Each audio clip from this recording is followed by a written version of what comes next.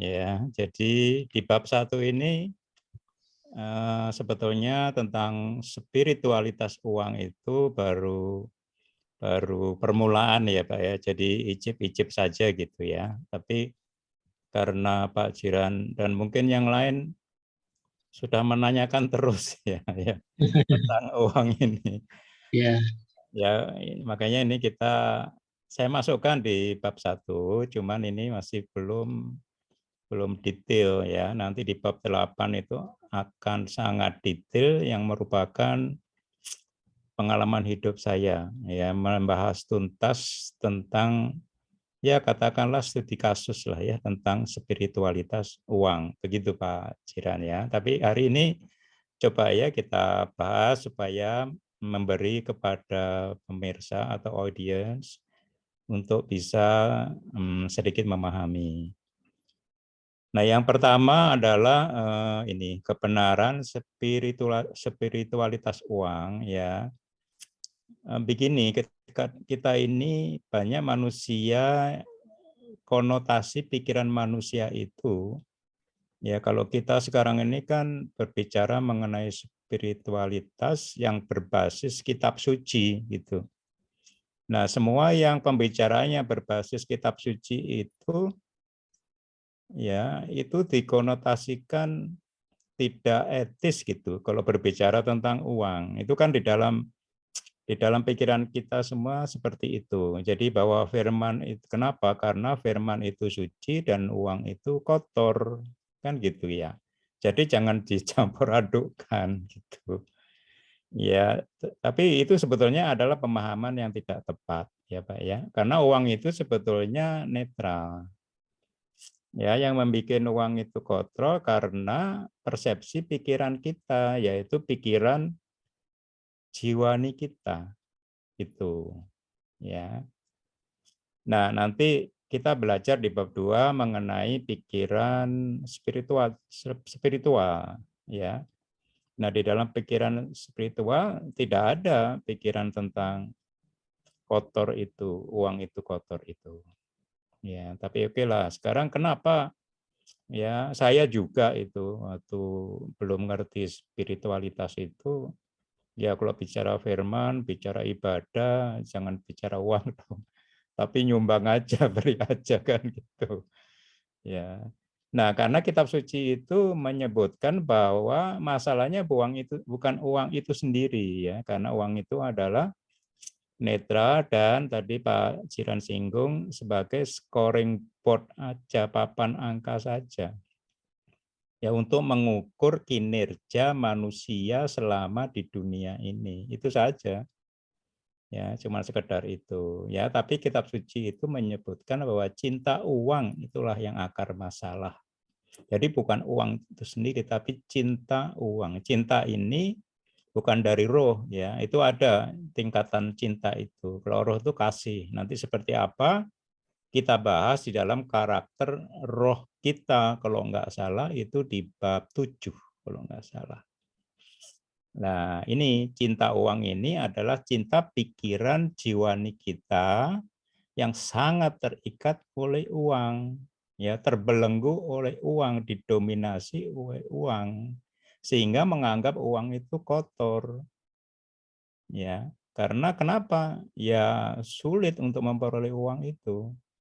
Sehingga pikiran jiwa kita itu kan pinter-pinter ya Pak. Jadi kalau sulit, nah segala jurus dikeluarin.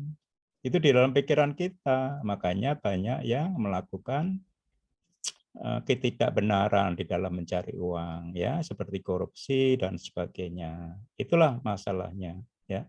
Jadi cinta uang adalah akar daripada masalah. Yaitu kitab suci menyebutkan seperti itu.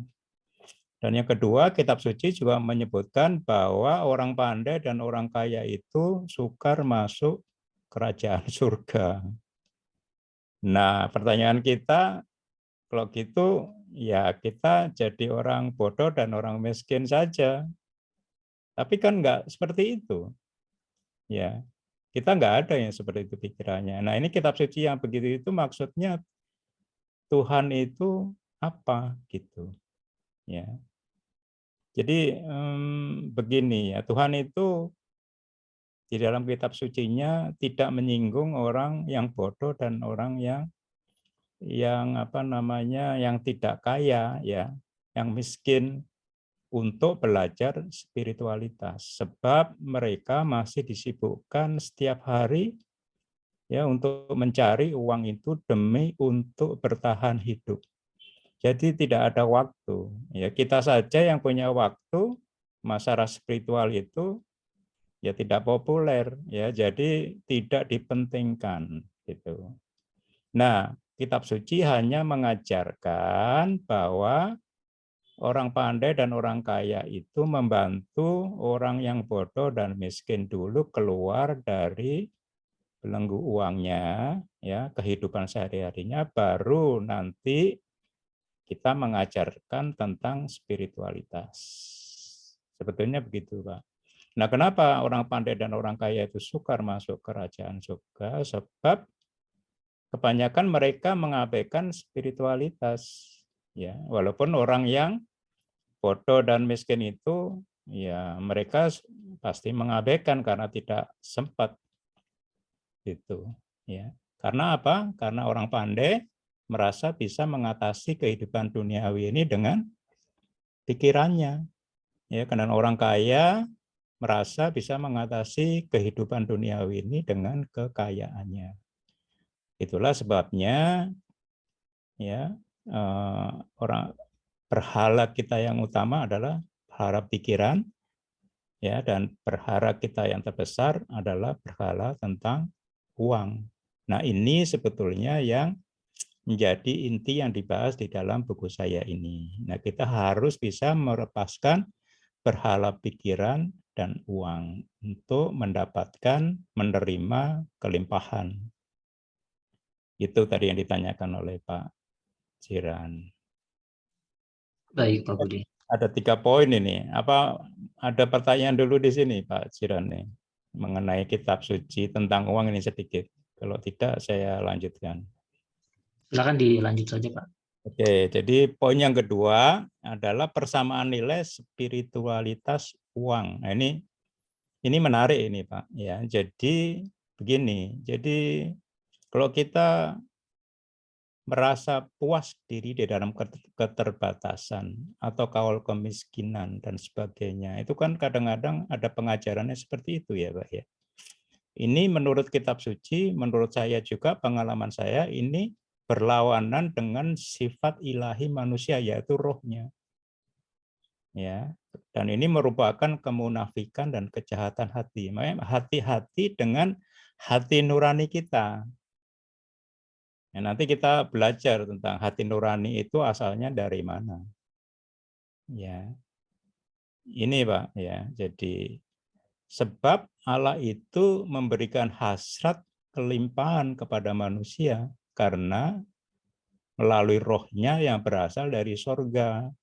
Surga itu harus pasti kelimpahan, lebih daripada sekedar kelimpahan, segalanya luar biasa dan mudah dan apa ya, nikmat dan sebagainya gitu. Ya, kalau Allah memberi hasrat kepada manusia, yaitu melalui roh kita, melalui pikiran kita, pasti memberi potensi. Enggak kayak kita, kalau kita, ya kita pun kalau kita nyuruh, katakanlah, apa namanya, pembantu rumah tangga kita belanja, ya pasti disangoni uang, nggak mungkin disuruh beli ini itu, enggak itu. Nah, Tuhan apalagi memberikan hasrat kelimpahan, pasti diberikan potensi, yaitu pikiran spiritual. Itu yang kita lupa. Ya, jadi ada potensinya pasti, itu yang kita lupa. Ya. Nah, kelimpahan ini diatur oleh hukum spiritual. Ya, ada hukumnya, alam juga ada hukumnya, listrik juga ada hukumnya. Ya, semua ada hukumnya dan hukum ini berlaku universal, konsisten ya kepada siapa, ya kapan, di mana ya. Tidak apa ya istilahnya itu tidak apa fluktuatif gitu ya. Kalau fluktuatif ya kadang-kadang berlaku kadang-kadang enggak, itu fenomena bukan hukum. Nah, kelimpahan ini diatur oleh hukum spiritual yang namanya tabur tuai benih. Mungkin banyak yang sudah mengerti ya, mendengar ini ya, Pak, tabur tuai benih. Tapi banyak yang salah persepsi juga, gitu loh Pak. Tabur tuai benih itu ya dipersepsikan sebab akibat. Baik kita memberi kepada manusia, saya mesti memberi kepada manusia, ya, dan itu baik ya, karena ya jarang kita mau memberi kepada sesama manusia. Tapi menurut tabur tuai benih, saya harus mendapatkan imbalannya nanti, kebalikannya pasti mengharap di dalam pikiran jiwa kita. Nah, itu bukan tabur tuai benih, itu bukan tabur tuai, itu sebab akibat. Ya, kita memberi kepada manusia itu sebab akibat. Nah, yang masalah lebih besar lagi ya, kita berhubungan dengan Tuhan dengan tabur tuai ini. Jadi kita memberi sesuatu, baik itu kesalehan kita, kinerja agamawi kita, supaya Tuhan beri imbalan. Itu bukan tabur tuai, Pak, itu. Tabur tuai ini adalah hukum spiritual. Dan kalau dihubungkan dengan kelimpahan, tabur tuai itu adalah hukum spiritual, itu adalah tabur tuai benih. Ini menarik, Pak. Nah, benih ini kita diajarin ya di bumi ini. Maka ini berlaku selama bumi berputar, artinya sebelum kita mati, sebelum kiamat. Kalau kita mati, kita kembali ke surga, enggak berlaku lagi tabur tuai benih ini. Ya.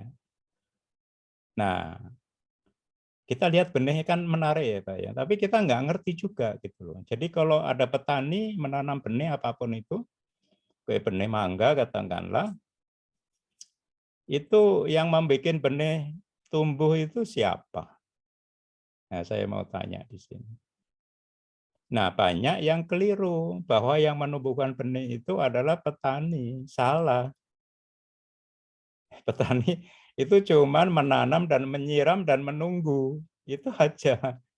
Ya, yang menumbuhkan benih itu ya, benih itu sebetulnya perumpamaan spiritual. Yang bikin hanya Allah. Kita nggak bisa bikin benih. Ini adalah benih spiritual yang ditanam di dalam tanah bumi. Nah, tanah ini adalah hati kita, pikiran manusia. Di situ. Ya, jadi petani nggak ngapa-ngapain itu. Itu kok kita nggak ngeh ya dulu ya. Makanya rasanya ini petaninya yang berini, bukan. Tapi kuasa supranatural dari benih ini, ya, ini yang luar biasa, gitu. Ya, ini itu mohon bisa dimengerti ya. Nah, jadi benih ini kenapa diperumpamakan benih? Karena benih ini nggak bisa direkayasa oleh pikiran jiwa manusia secerdas apapun, nggak bisa.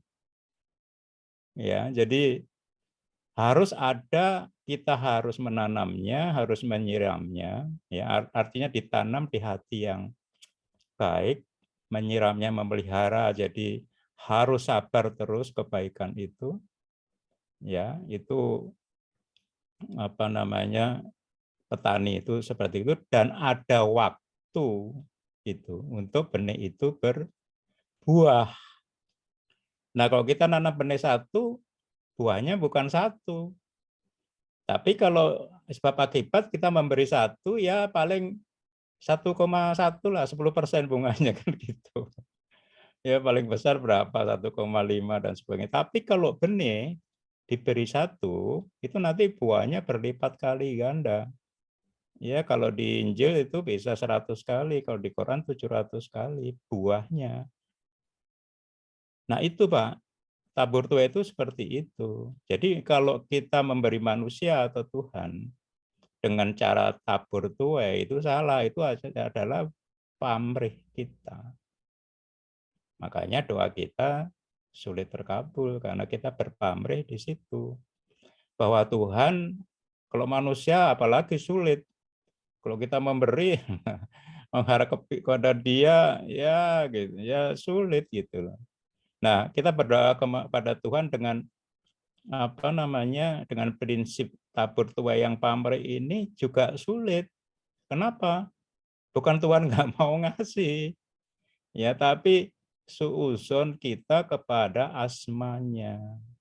Dia itu nggak membutuhkan apapun dari kita. Ya, prinsip dia adalah anugerah, nggak boleh dikotori secuil pun dari kinerja kita. Hati-hati. Itu yang pertama. Dan kalau kita memperkenan Tuhan, itu nggak dikasih satu. Dia itu maha pengasih, maha pemberi, maha baik, maha kaya. Ya pasti 700 kali ganda. Tapi kita harus benar, ya, suuzon kita, pikiran kita kepada asmanya. Itu Pak, tabur tuai benih itu.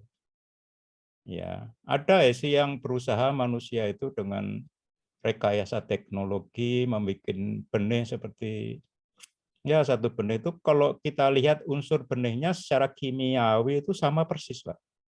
Bisa tuh manusia tuh. Tapi masalahnya kalau benih itu ditanam nggak bisa hidup. Nah, kehidupan itulah ya yang dari Allah, itu ruh sebetulnya. Nah, itu yang manusia nggak nyampe.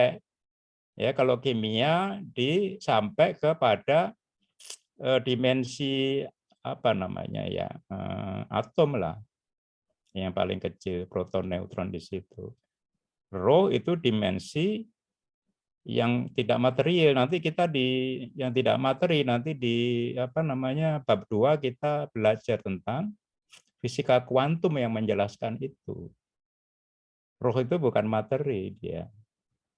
Ya, tapi lebih kecil daripada proton, neutron dan sebagainya. Dan itulah yang memberi kehidupan.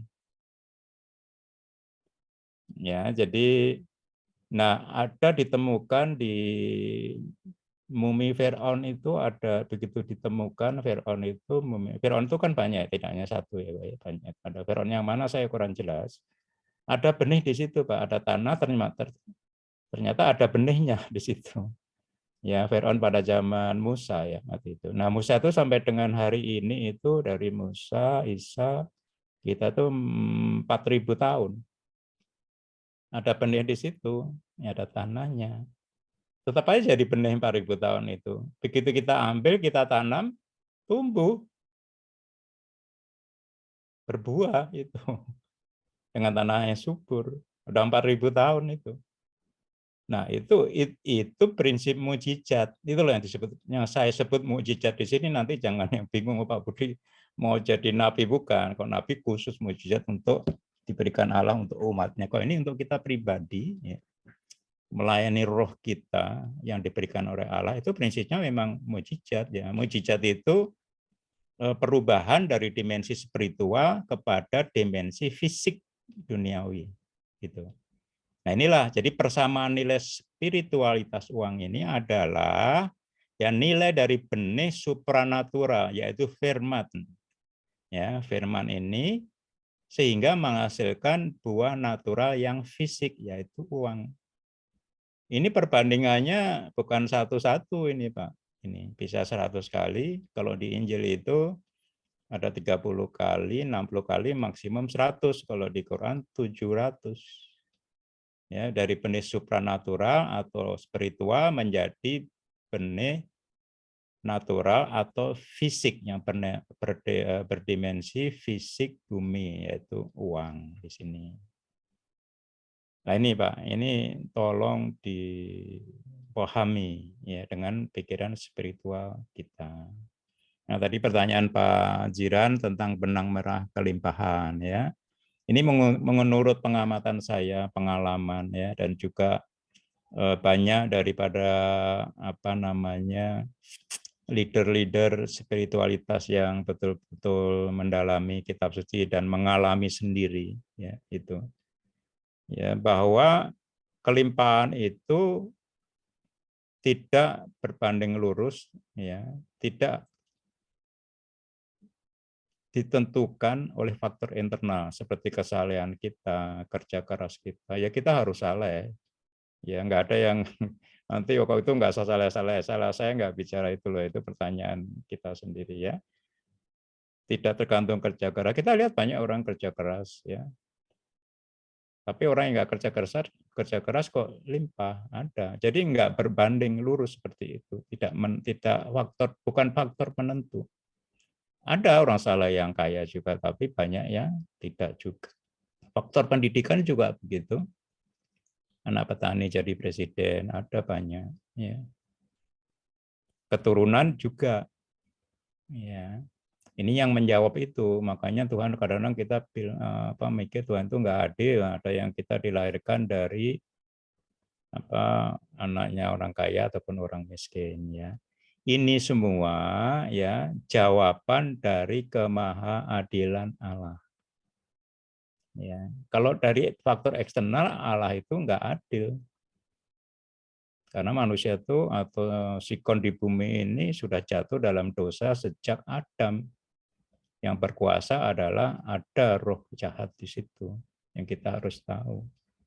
Ya, tapi Allah tetap maha adil, kita pandang dengan spiritualitas kita. Itu harusnya karena Allah itu roh. Jadi dia itu justru di situ maha adil. Dia memberikan tadi apa itu?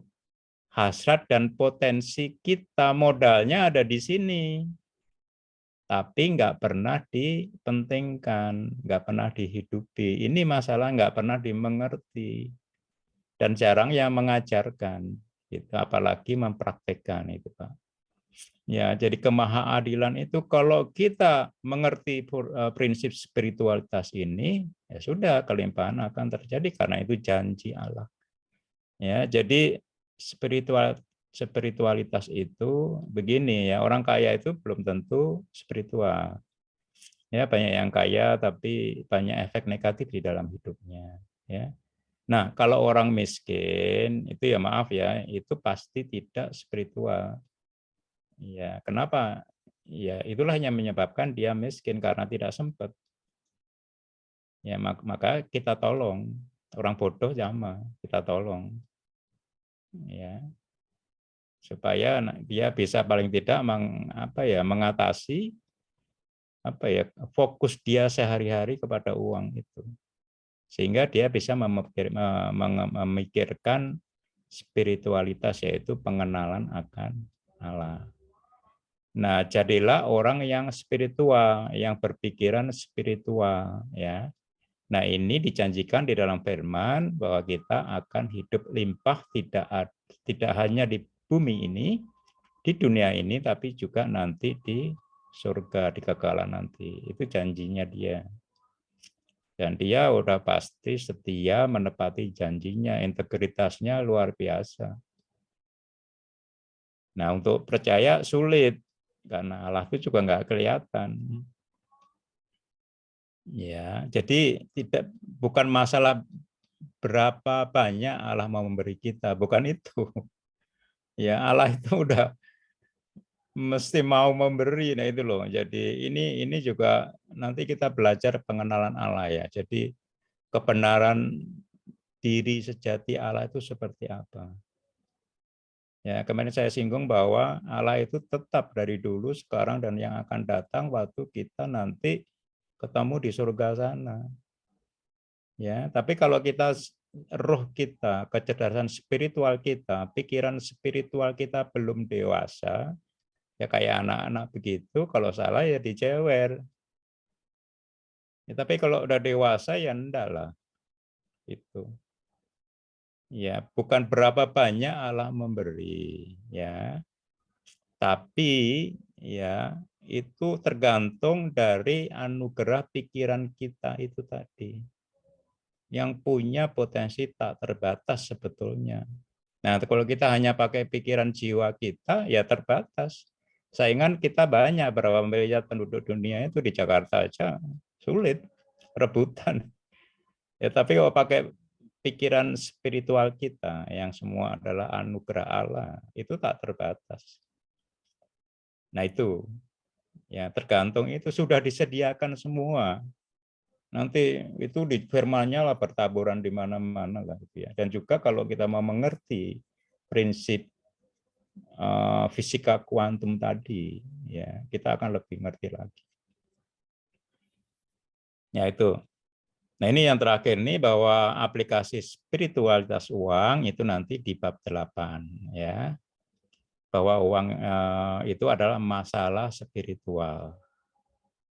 Ya karena disikirkan terus, dipikirkan terus dari masalah fisik menjadi masalah spiritual yang makin sulit. Nah, cara mengaksesnya, memperolehnya ya hanya tunduk patuh kepada pikiran dan hukum spiritual. Itu saja, ya. Jadi uang ini tunduk kepada pikiran dan hukum spiritual. Nah, itu yang seperti apa nanti di bab 8 akan lebih jelas hukum spiritual itu seperti apa.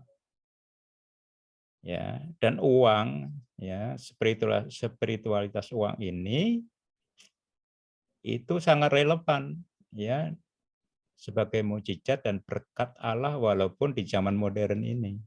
Karena apa? Karena untuk memperoleh uang itu ya aduh, orang itu sudah apa ya, kinerjanya itu setiap hari seperti itu.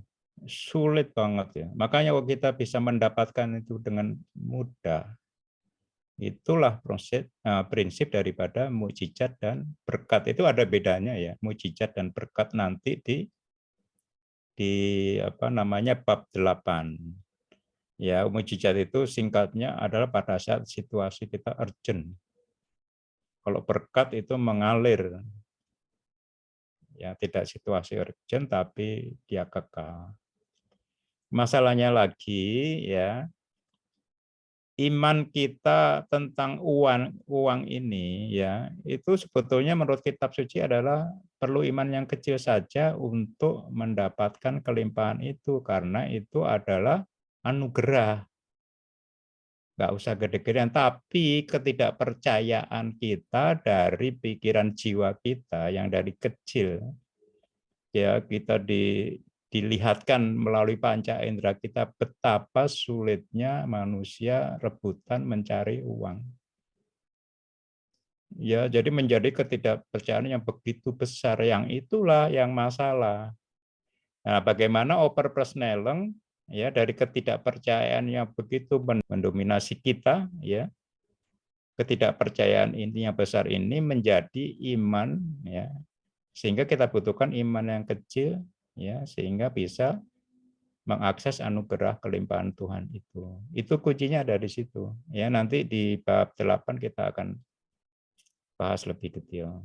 Ya iman dan ketidakpercayaan ini. Iman itu dari pikiran spiritual, ketidakpercayaan itu berasal dari pikiran manusiawi jiwani kita dari masukan panca indera.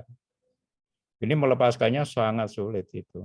Sejak kecil melek, ya orang tua kita sudah ribut tentang uang. Itu kan gitu. Oke. Nanti di bab 8 juga kita akan bahas bagaimana kita terlepas dari sistem moneter dunia dan uang fiat dunia. Uang kertas dunia. Ya, uang kertas itu ya tidak hanya rupiah, ya dolar dan sebagainya semua gitu. Nah, kertas itu sekarang anunya apa namanya dimensinya sudah enggak kertas lagi, ada yang digital, ya ada yang kripto, bukan kripto lah, digital sorry. Ya kalau kripto itu beda, ya itu. Nah, bagaimana kita bisa terlepas dari itu sistem moneter dunia dan uang fiat dunia yang sudah korup dan rusak. Dan ini si jahat masuk ke situ. Yang paling mudah mengendalikan manusia dari mana? Si jahat pinter, uang. Oh, tiap hari dia, udah kalau uang pasti dia diperhatiin. Gitu. Dia maunya kan si jahat itu diperhatiin oleh manusia. Gitu. Ya, tapi kalau Allah enggak.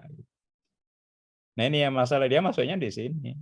Tapi nggak ada universitas khusus apa tuh uang ya, departemen uang atau apa jurusan uang, nggak ada. Yang ada ya manajemen cara mengelola uang ya, tax ya, perpajakan uang ya, accounting cara menghitung uang, ekonomi cara mencari uang ya. Tapi tentang uang sendiri nggak ada. Nah itu si jahat si iblis itu masuknya di situ. Ya.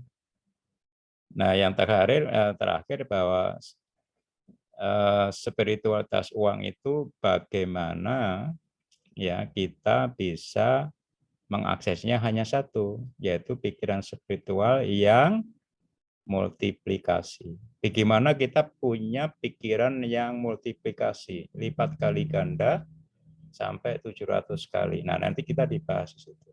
Karena pikiran akal kan kalau jiwa kita itu ada akal, perasaan, dan kehendak kita. Akal itu matematis, 1 tambah 1 ya 2. Ya, itu kalau menurut kita pinter. Nah, dikasih 10 dia nggak mau. Lah itu kan nggak pinter menurut saya tuh. 1 tambah 1, 700 dia nggak percaya. Lah itu menurut manusia itu bodoh kalau 1 tambah 1 700. Tapi menurut Allah itu pinter. Makanya hikmat Allah itu kebodohan bagi manusia. Hikmat manusia adalah kebodohan bagi Allah. Itu firman-Nya, hati-hati. Makanya saya dulu kalau saya orang pinter gitu ya, matematikanya jago. Jadi kalau dibilang bodoh saya tersinggung. Tapi begitu ngerti firman, ya, kalau saya kan dibilang bodoh orang dunia, saya terima kasih, itu benar, itu kebenaran. Gitu.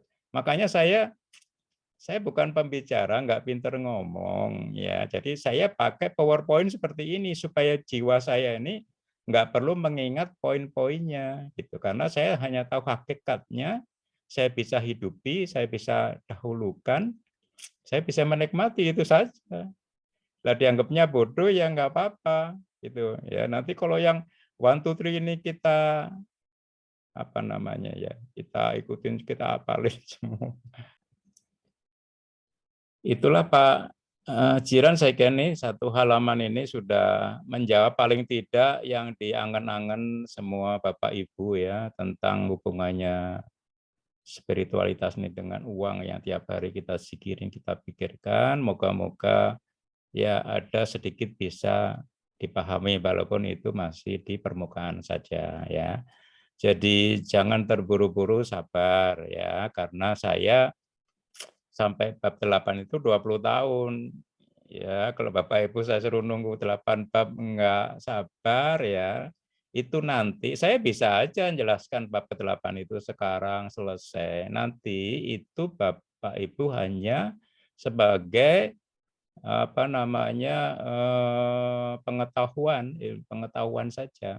Ya head knowledge saja di situ. Itu enggak akan jadi.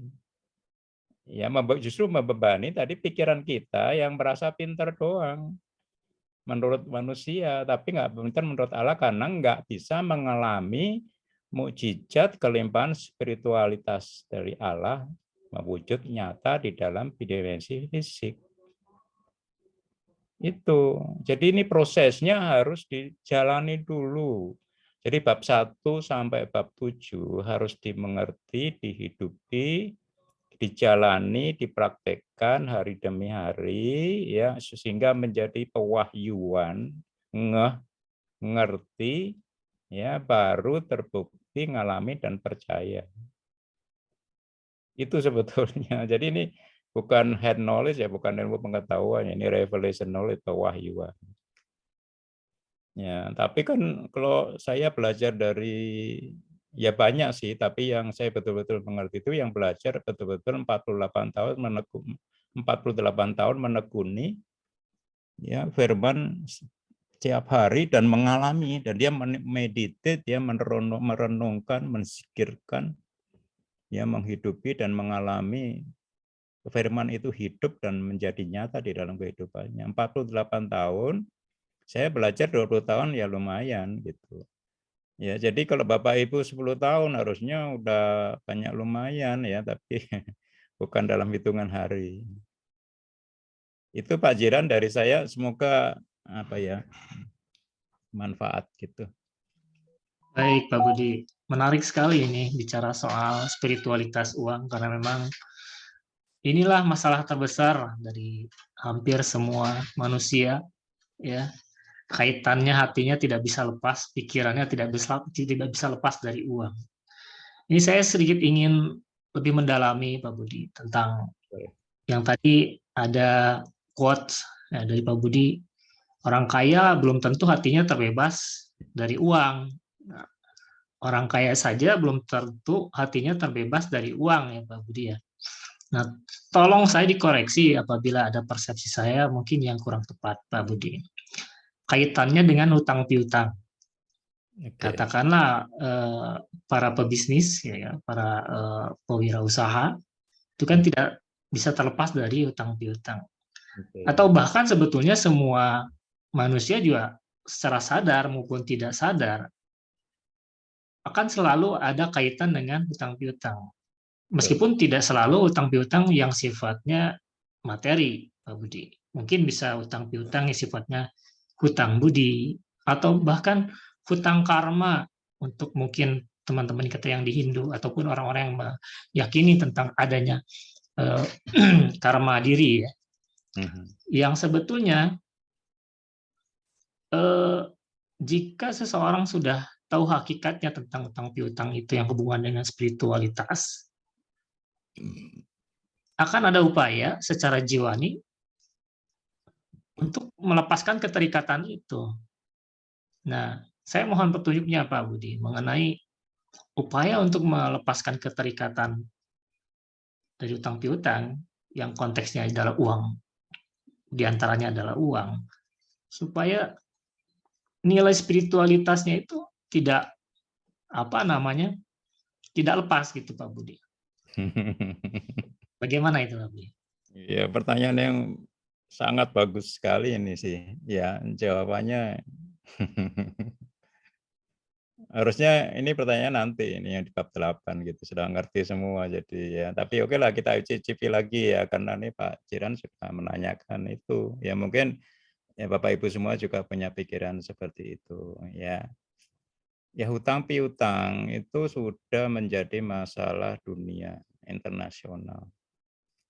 Ya, jadi Bapak Ibu kalau menjadi orang Amerika ya sejak lulus kerja itu sudah hutang. Dan memang sistemnya seperti itu, sudah bisa beli mobil, beli rumah, nanti bayarnya 20 tahun. Itu bukan, itu sistem dunia, bukan sistem kerajaan Allah, enggak begitu.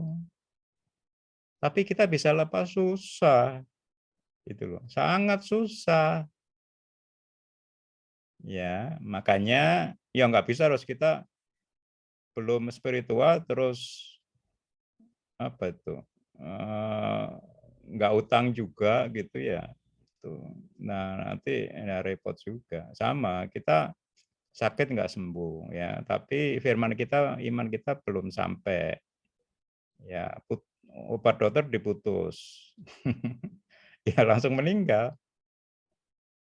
Nah sama seperti itu Pak. Tapi jelas ya kitab suci ya, di Injil nggak boleh utang. Injil terbit dulu ya, baru Quran boleh tapi diatur. Riba yang nggak boleh, tapi terus mumet kan.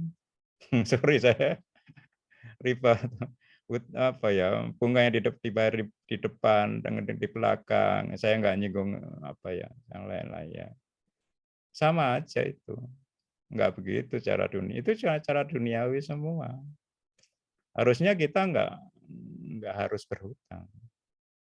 Ya, itu ya juga nggak harus riba ya. Tapi ada teman kita yang gini sampai karena mendalami religiositas ya. Sampai kalau dia punya uang di bank itu, tabungan katakanlah, ya dia nggak mau dibayar bunganya loh. Dan itu nyimpennya di bank mana tuh pusing. Nggak semua bank mau itu. Kalau bank mau itu ketahuan sama auditor, itu kepalanya dipecat itu. Ini kamu sih kasih bunga, kenapa kamu enggak? Nah, kalau kita terlalu salah seperti itu, sistem dunia nggak bisa. Justru itulah kita belajar di sini. Ya, jawabannya nggak sekarang itu. Ya, jadi spiritualitas dulu kita belajar. Ya, nanti kita sikap kita dengan uang, dengan roh kita ini seperti apa, nanti kita akan dituntun oleh Allah melalui Roh Kudus-Nya. dikasih pemahaman oleh dia, bukan oleh dunia. Cara untuk Bapak itu sendiri-sendiri. Nah, perintahnya udah jelas itu. Ya, perintah dunia atau perintah kitab suci. Dunia, ya Bapak Ibu siapa saja di Amerika itu begitu Bapak Ibu mulai kerja sudah punya mobil, sudah punya rumah. Bayarnya 20 tahun, 30 tahun, nggak bisa apa-apa itu, nggak bisa lepas. Itu udah sistem dunia yang dikendalikan oleh roh jahat. Nggak bisa lepas dari itu, udah terikat terbelenggu. Itu jahat banget itu, Pak. Ini udah seperti itu, makanya kita belajar nanti pikiran spiritual itu seperti apa. Baik. Nah, baiknya Allah sama kita itu beda.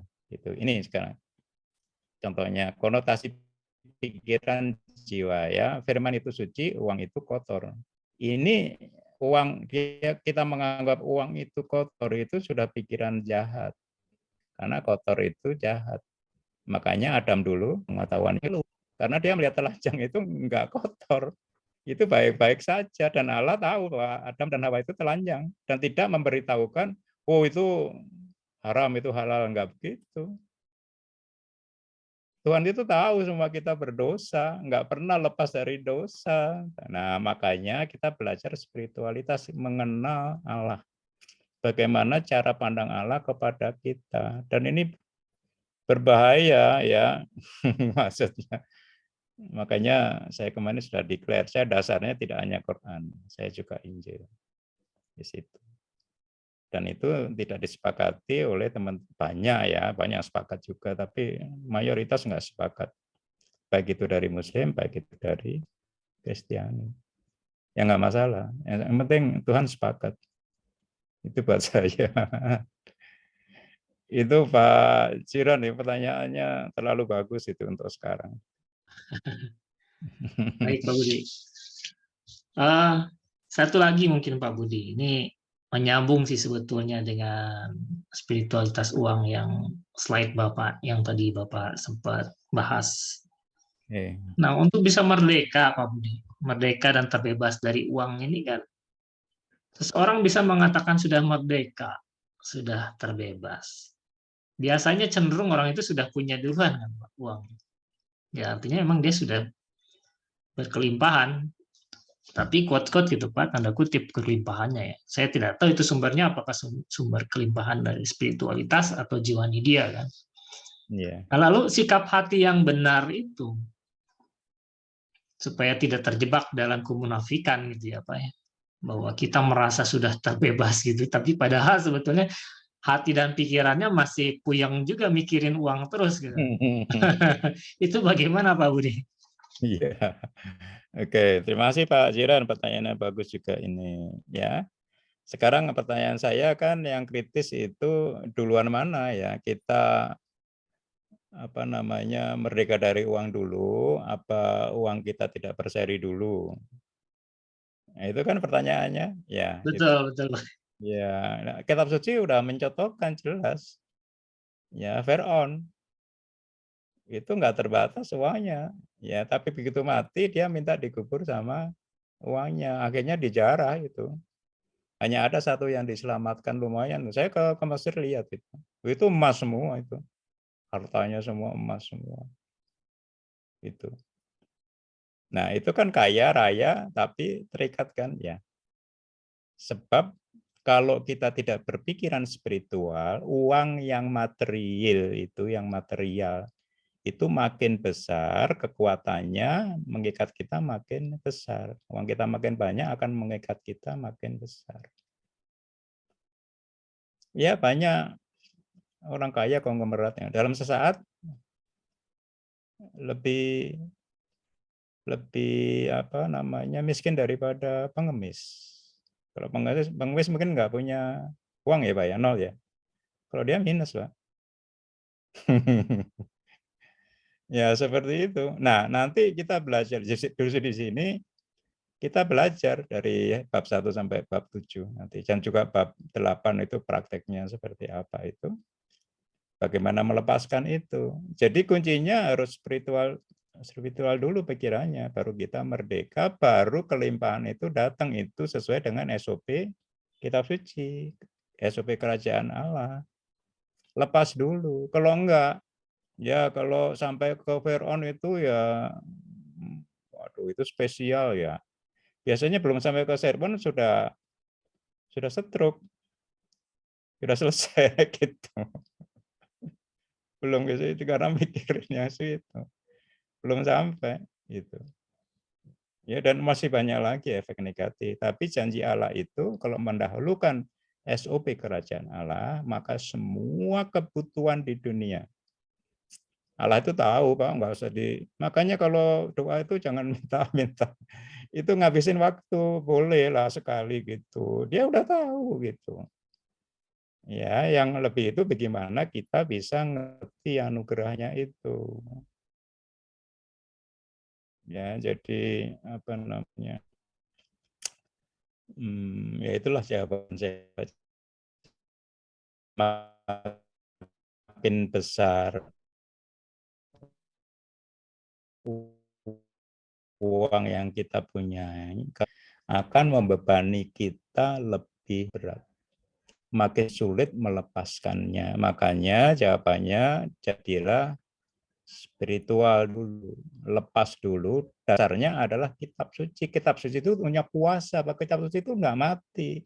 Benih tadi itu hidup, Pak. Kitab suci itu hidup, Bapak Ibu semua. Enggak cuman di head knowledge, hidup gitu. Allah itu hidup, roh itu hidup.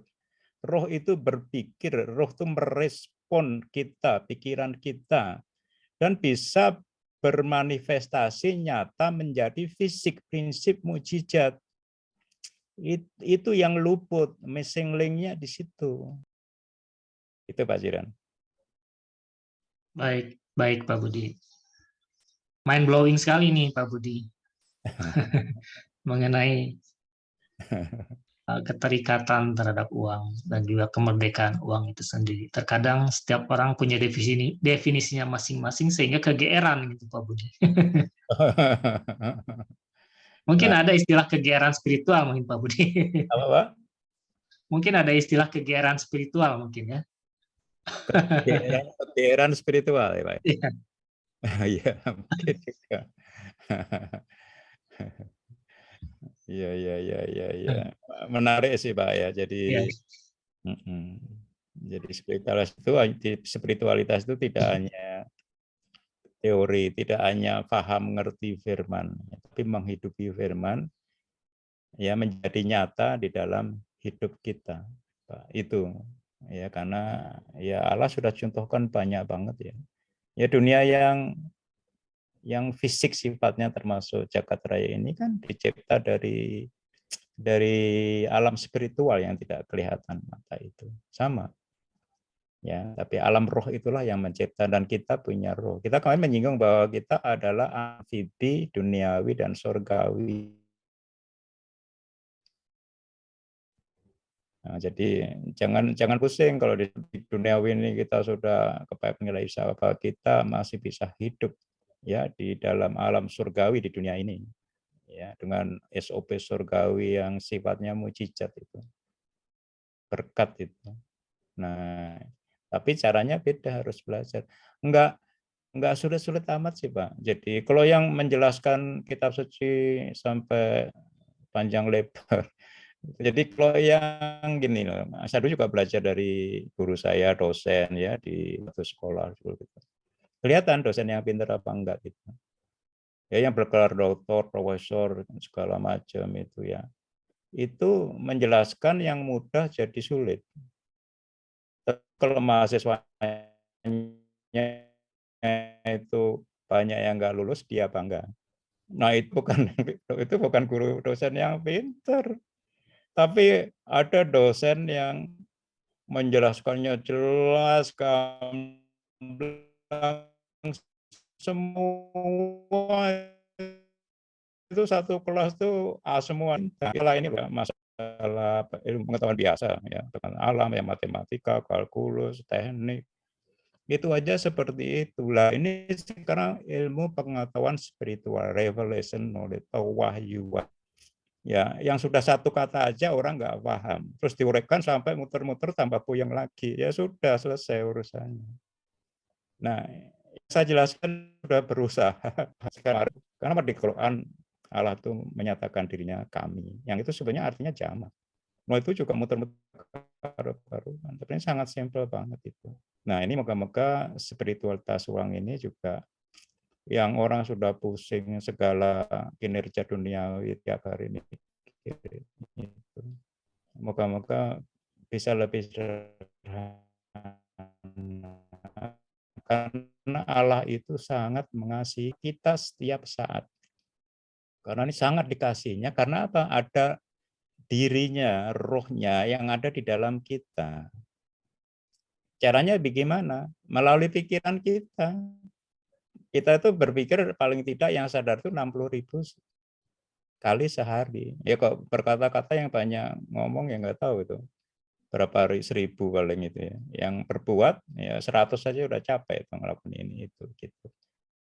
Nah, dia tidak menyertai kita di perkataan dan perbuatan kita, di dalam pikiran kita, karena setiap saat Allah itu bisa bersama dengan kita, dengan roh kita. Nah, sekarang yang dipikirkan apa?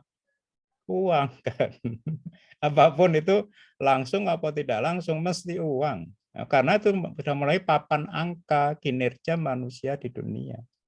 Apapun yang dilakukan itu pasti UUD-nya pasti uang. Nah, Allah ingin menyertai kita supaya nggak pusing, nggak stres. Itu kuncinya, kasihnya seperti itu dia.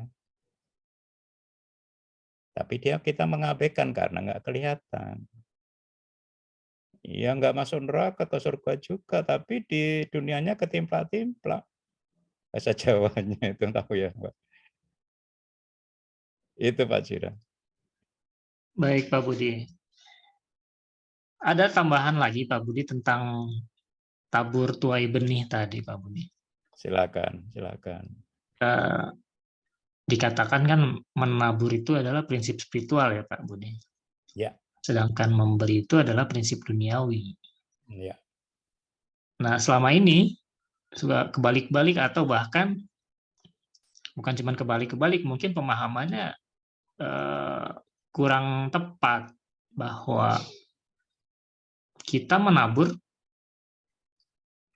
kita memberi, kita punya persepsi bahwa ini adalah menabur. Tapi sedangkan di buku Pak Budi dikatakan menabur itu pasti memberi, tapi memberi belum tentu menabur.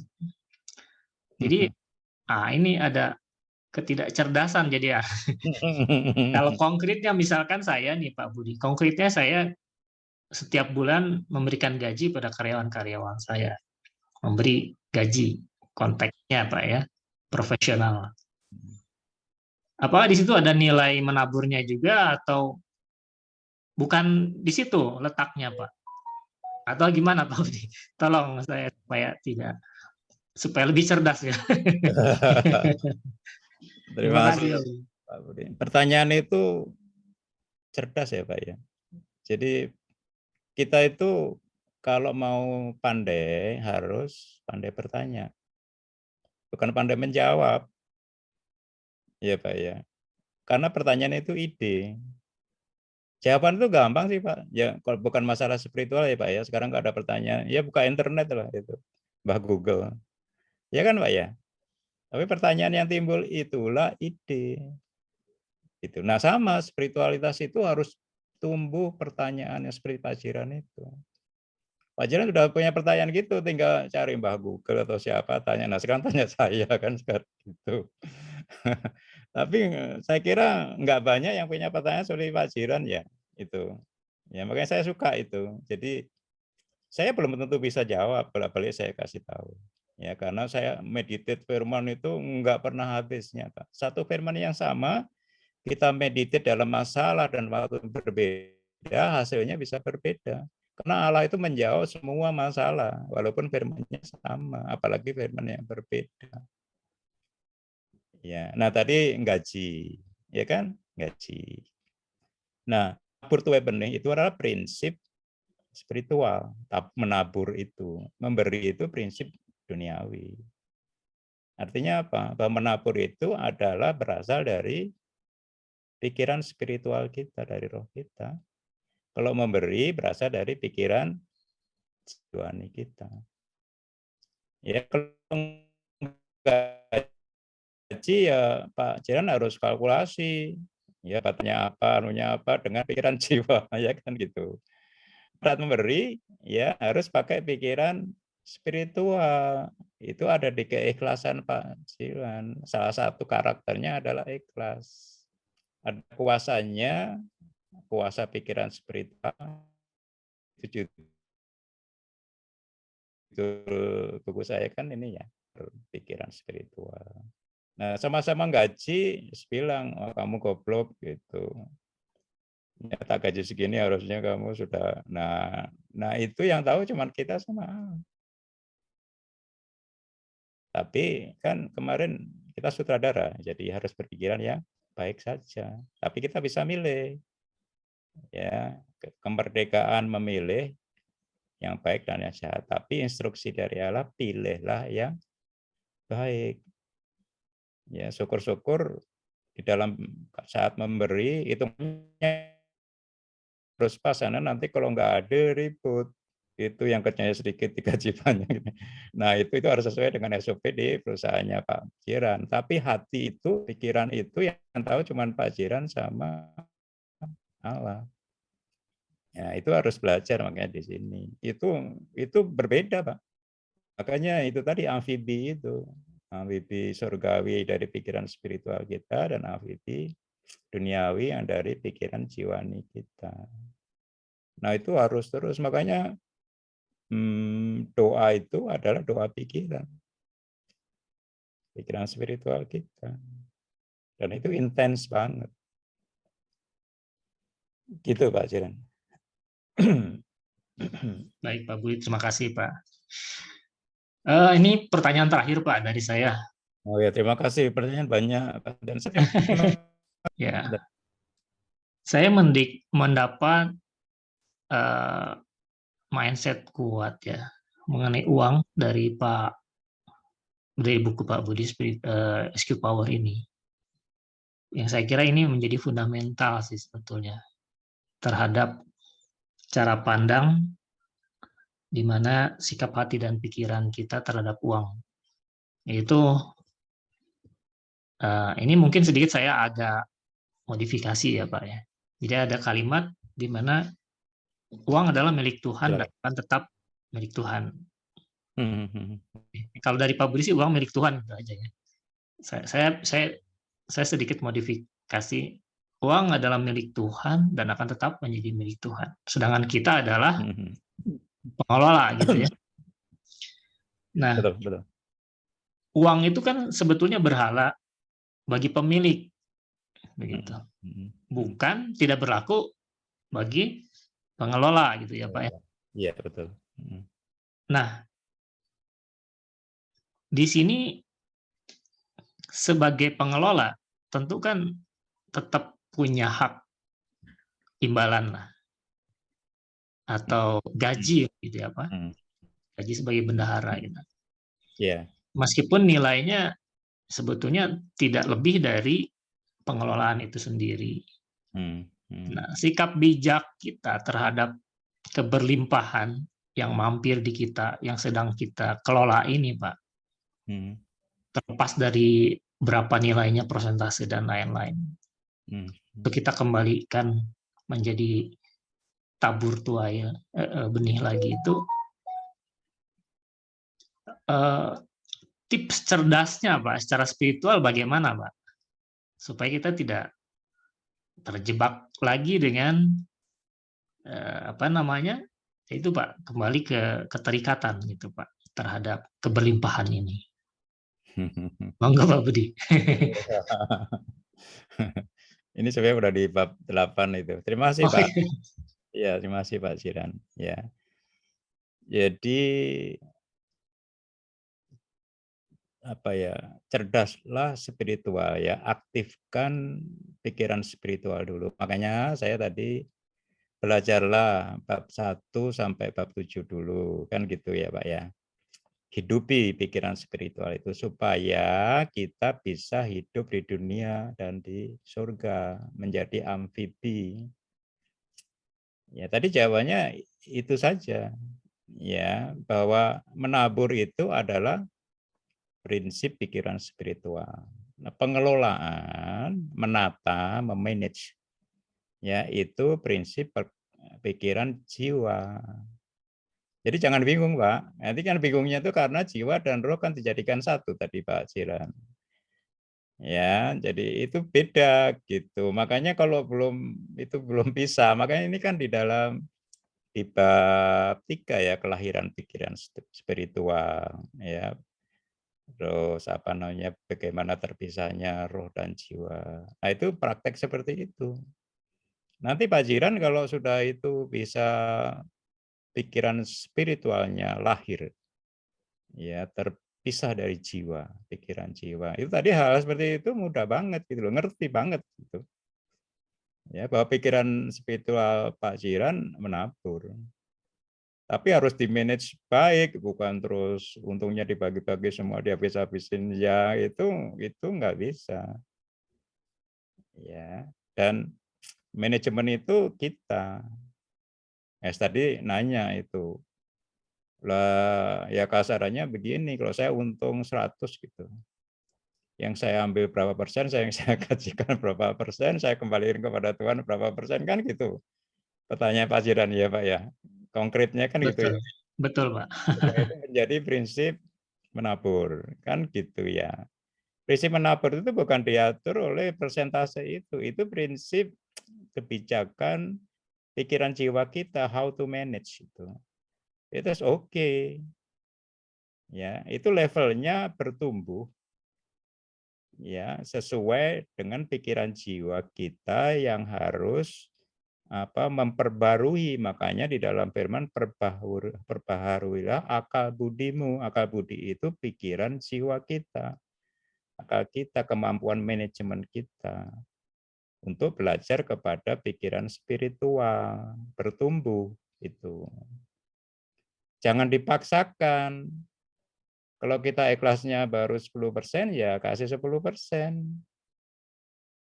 Kita kan kadang-kadang gengsi gitu, terus kasih 20% tapi nyesel kan gitulah. Makanya di dalam bab 8 saya jelaskan ya, sikap hati di dalam menabur jauh lebih penting daripada nominalnya.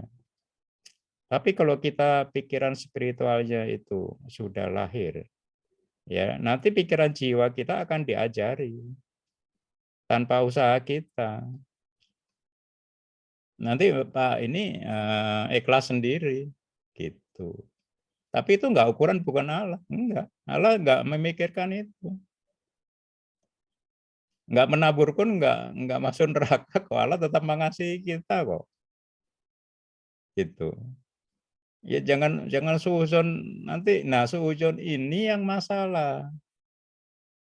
Makanya di dalam bab 3 ya, pengenalan akan kronologi dari Adam dulu sampai dengan nabi-nabi, Isa sampai nabi kita Muhammad itu. Saya contohkan Nabi Ayub itu sama.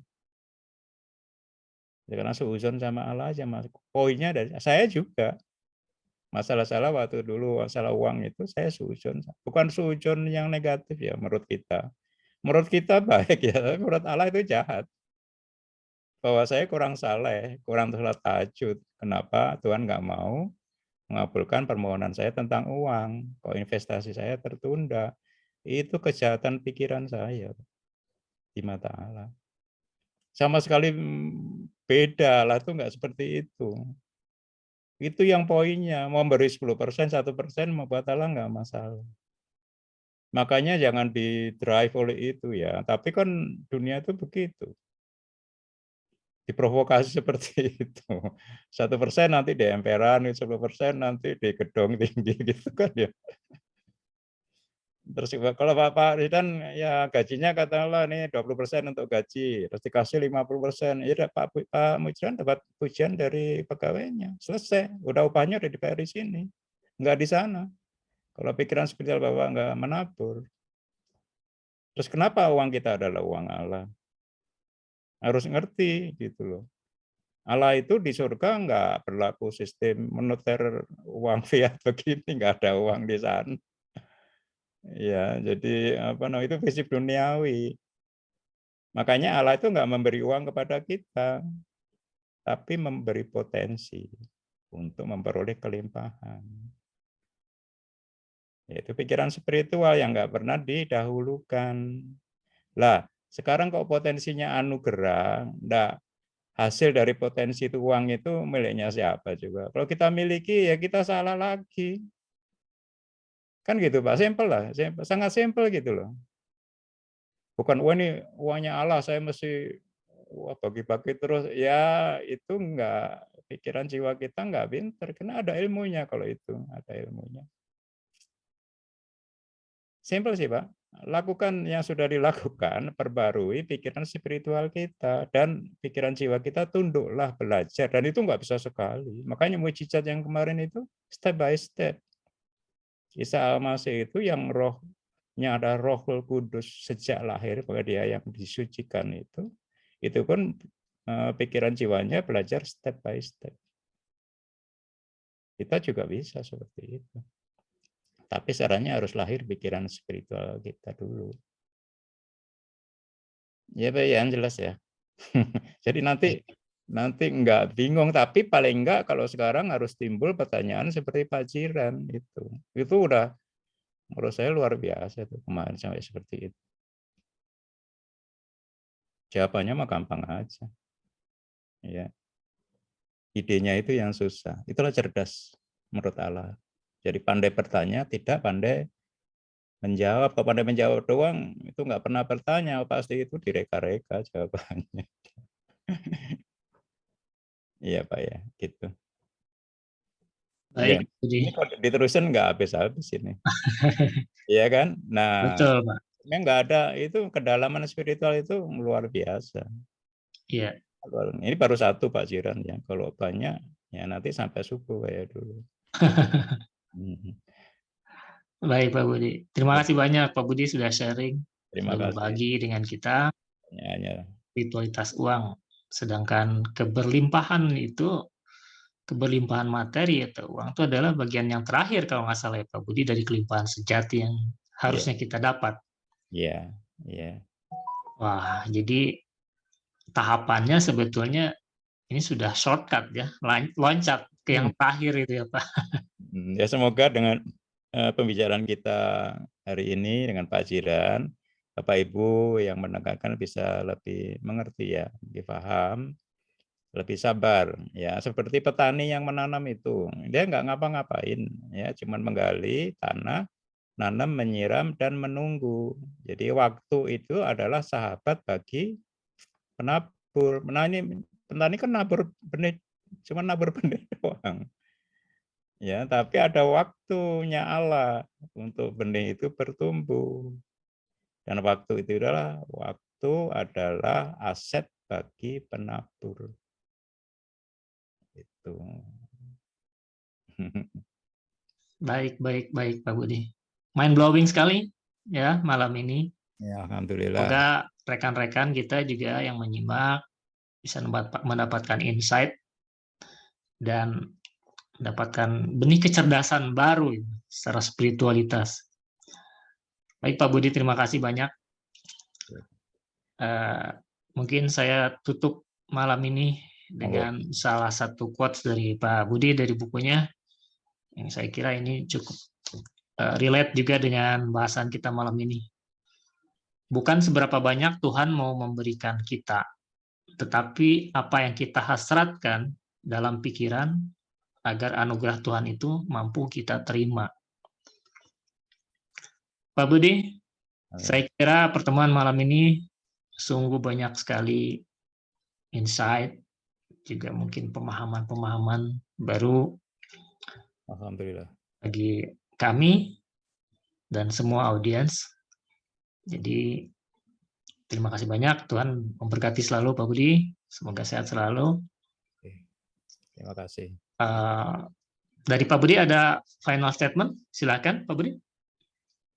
Saya kira apa ya, ini bab 1 sudah selesai sampai 15 ya, Pak, ya. Ya. Nah, nanti, mungkin 2 minggu lagi ya. Nah, ini kita akan bikin, apa namanya, YouTube-nya ya, Pak, ya. 2 minggu lagi baru mungkin kita bikin, apa, Zoom lagi menginjak bab 2. Nah, bab 2 ini mengenai pikiran spiritual. Nah, kita belajar di situ, apa itu pikiran, pikiran spiritual itu seperti apa, ya. Terus, sampai kalau tidak salah peperangan pikiran spiritual ya itu. Nah, itu masih belum disinggung. Ya, kita berperang sebetulnya ini. Ya, dan lawan kita bukan manusia, tapi kita kan berperang dengan manusia. Itu pikiran jiwa dan tubuh fisik kita. Itu akibat saja daripada pikiran spiritual yang sesungguhnya. Ya, hanya manifestasi fisik, hanya akibat. Makanya jangan pernah benci kepada manusia. Itu bukan lawan kita. Nanti kita lihat siapa yang di pihak kita, siapa lawan spiritual kita. Ya, manusia itu apapun, siapapun. Ya, itu teman seperjuangan kita untuk masuk kerajaan surga nanti. Berkelimpahan di dunia dan di sana. Makanya jangan pernah merasa tersaingi di dalam bisnis apapun, ya, di dalam mungkin perusahaan, ya, rekan-rekan kerja dan sebagainya, apalagi di rumah tangga. Yang paling berarti kan di rumah tangga. Ya, kalau di luar kelihatan baik-baik aja, di rumah tangga itu pasti beda. Dan itu nggak masalah kalau kita ngerti prinsip ini. Ya, jadi nggak ada orang yang apa ya betul-betul suci jiwanya itu enggak. Ya, makanya kalau kita merasa aku kok kurang sini ya sama istriku kok kurang ini, istriku suamiku aku kurang begini, enggak masalah. Yang masalah itu bagaimana kita mengasihi mereka. Mengasihi pasangan hidup kita itu bukan dia harus sama dengan kita, nonsen ya. Allah itu bukan Toyota, satu standar, satu enggak bisa. Justru Allah itu luar biasanya enggak ada yang sama. Saudara kembar aja enggak ada yang sama. Mengasihi itu memahami, mengerti, menoleransi ya dia seperti apa adanya. Itulah kasih yang sesungguhnya. Nanti kita belajar, itu adalah salah satu karakter spiritual. Beda kasih spiritual dan kasih jiwani. Itu dari saya, Pak Mujiran. Ya, baik. Terima kasih banyak, Pak Budi. Baik, sama-sama. Akhir kata dari kami, mohon maaf. Terima kasih. Selamat malam. Wassalamualaikum warahmatullahi wabarakatuh. Terima kasih. Waalaikumsalam warahmatullahi wabarakatuh. Terima kasih Pak Jiran. Tuhan memberkati semua. Amin.